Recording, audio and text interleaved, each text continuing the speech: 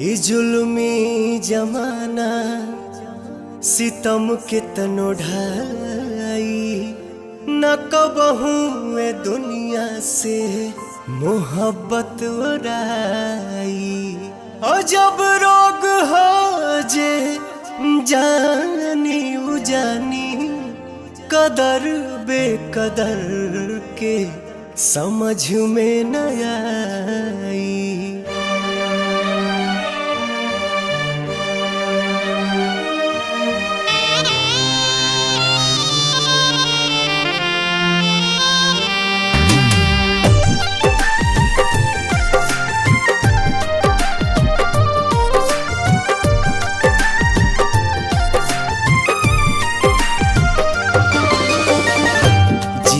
मरे के संग खैली कसम संग ही सहे के रहे सारा सितम।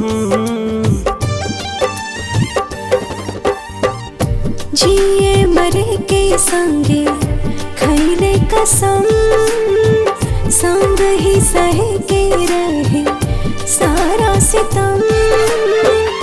उहे जान भैली अनजान कहे पूछ के बतावा तनी चान।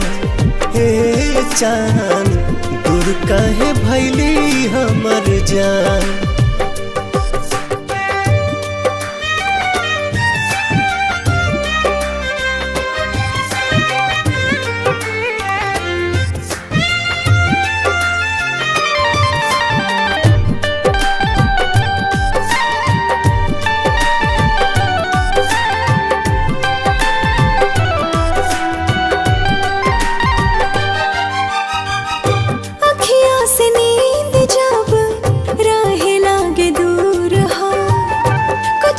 जरूर हाला नैन के कसूर हो।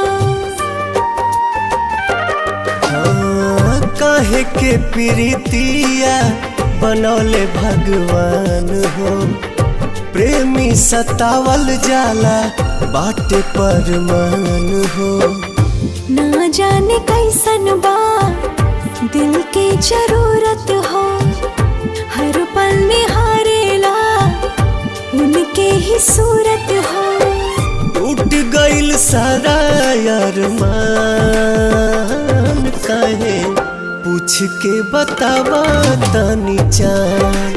हे चान दूर काहे भैली हमर जान।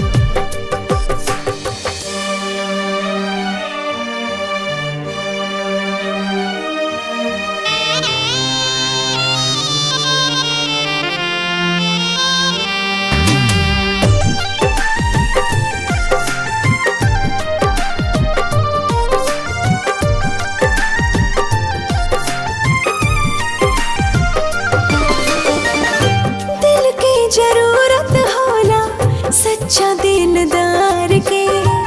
बड़ा हार जाए तू ता बुझला न प्यार के। फिर ना दोबारा कबो हो पाई प्यार हो।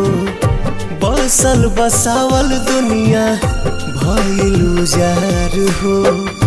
सपनों में ना सोचनी ऐसन कब होई। दिल भर के याद में अखियाँ कब रोई। घुट घुट के निकाले परान काहे पूछ के बतावा तनी चान। हे चान दूर काहे भैली हमर जान।